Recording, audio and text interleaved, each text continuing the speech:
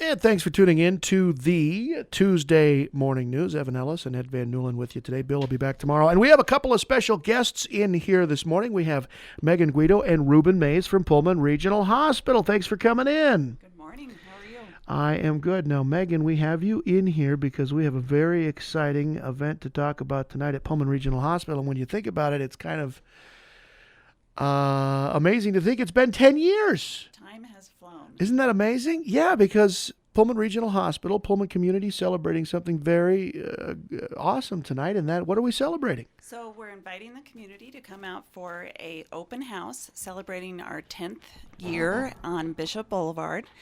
And we're going to have food. We're going to have interesting topics, what we're calling innovation sessions. So what we're featuring in those innovation sessions is the latest in terms of what our hospital is doing to improve and advance healthcare for the community, such as installation of copper. You may think, what does copper have to do with healthcare? But we are putting copper in high-touch areas where a lot of people are touching with their hands, and we carry bacteria. And copper actually kills that bacteria. It can't live on that surface.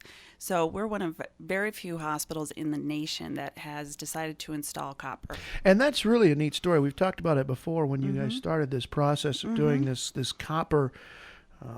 I mean, what is it? Just door handles and doorknobs? Or I mean, Door handles, faucets, anywhere that you think about every day that we touch. And in a hospital, we want to keep it safe and obviously cut down on any chance of bacteria or infection. So that's a commitment we made, as well as we want to feature, of course, the latest in terms of our technology, and that's our 3D mammography. Right. And that's an incredible advancement for women. And that is such a huge advantage for the community in terms of 3D mammography over 2D. Because why? Remind us again how much better that is. Well, there are a couple of reasons. Mainly, it's better detection. It allows the radiologist, the doctor who views the images, to look at it almost like pages of a book. So for women who have particularly dense breasts, that's something that they're going to see greater accuracy because they're almost seeing these layers. And so cancer will look like tissue, and this allows them to see the difference between the tissue and a possible cancerous growth. And the key there is it increases your early detection, correct? Exactly. And early detection that's such a big factor. It's so key. So our radiologist is absolutely thrilled, and he is like a kid in a candy store looking at these different images, and we've already found that it's proving to be effective. And I've also heard it cuts down on false positives, which It can does. be really scary. Absolutely, yeah. Less chance of a call back, less chance of coming back and having to be exposed to not only anxiety, but further radiation for a second test that may be unnecessary. Talking with Megan Guido and Rueben Mayes from Pullman Regional Hospital with the open house tonight, and talking about some of the innovation sessions that you folks will be doing. Megan, also, you're going to talk a little bit about advanced care planning and end-of-life kind of things. It's the topic a discussion around something that everybody needs to be thinking about, no matter what your age. Unfortunately, things can happen, and we want to keep our family from having to make hard decisions at end of life when you may not be capable of doing that. And so this allows you to work with a trained advanced care planning facilitator. In our community, we have something like 30 to 40 of them, all volunteers, and we're going to talk about that subject and how you can do a fairly painless process of setting up decisions on how you want your end-of-life care to be. And telemedicine is just growing more and more, and it's really amazing when you think about what kind of access now here on the Palouse we really have, and are sending out your expertise to other places with, for instance, the speech therapy program that you guys are instituting.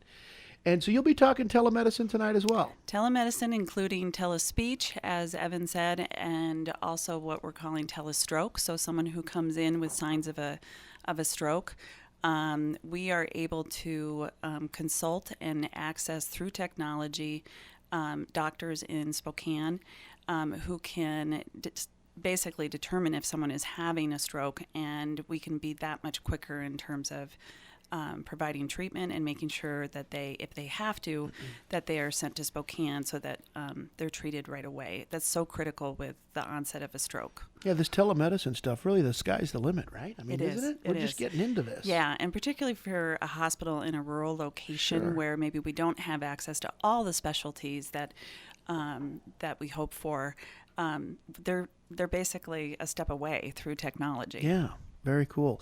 Rueben Mayes, Rueben, we have you here this morning as well to talk about the event tonight. Open House. Yes. Rueben, thanks for coming. Thanks a lot, Evan. Yes, coinciding with the open house, the foundation and hospital is also celebrating the wonderful generosity of the community.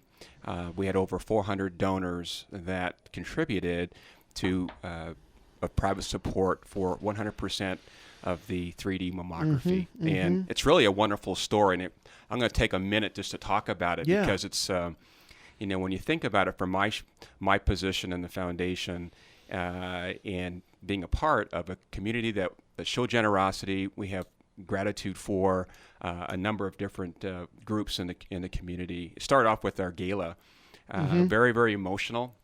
We had cancer survivors come up, and we raised over $120,000. That was in January of 2014. Wow, yes, that's and that was a amazing. special time. It really was, because we had folks that stood up, unannounced at the very end of that event, and then raised the paddle.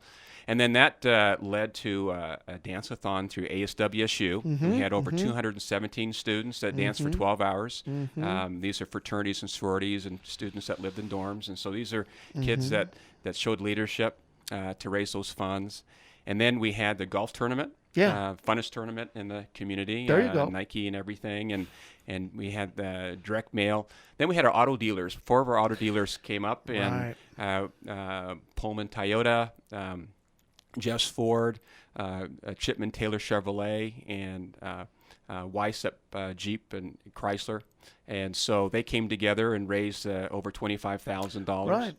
Yeah. And then we ended with some big donations from the Murdoch Trust out of Vancouver, Washington. Also, a Vista Foundation made a significant gift. And so, it all starts with leadership. We had the administration, we had the foundation board come together and say, this is going to be our highest needs for 2014. And my staff, Laura Child, did a great job, raised over $760,000. So, when you get to see all that happen, that generosity, we're just grateful for what the community did to make this happen. And as Megan said, it really is going to save a lot of lives. And that's a big part of what we're celebrating tonight at Pullman Regional Hospital will be that generosity and the anniversary of the building and what you guys have going on right now. Exactly. Rueben, just in a general sense, and we've got a couple of minutes left here, but just the changing dynamics of healthcare, is this going to be something we're going to see more of, which you'll have to be philanthropic community support for healthcare locally? I mean, is that just kind of the way things are headed generally? Well, yes, it is. Through the strategic planning of the administration 3 years ago, Scott Adams, our CEO, had the forethought in the Board of Commissioners to say this has to be a pathway to be sustainable and self-determining. And so the pathway has been private support, and that comes through annual giving, and we're going to celebrate that tonight, as well as for our Community Health 2020 with our endowment that's ongoing. Great leadership from Carol Chipman and Mike Sordoff and our 7 volunteers on that committee. Just a number of folks that are making it happen. That's going to be ongoing. That's in order for us to meet the need and provide the quality care that people have come to expect in this region.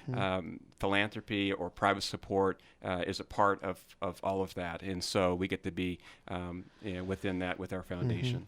So one more time, Megan, tonight, 10th anniversary. I remember it was cold. It was December. It was apparently 10 years ago. Really, really remember cold. that? Oh, I do. It was like a Thursday night, and we cut the ribbon on the hospital. That's and right. So here the we weather are. will be a lot better tonight. than when we opened the hospital. Yes, So once yeah. again tonight, Pullman Regional Hospital celebration. 5:30, and we invite everyone to come out. We're so grateful for the support of the community. It's been there from the get-go, but we want to show you what we're doing and how we continue to thrive and advance.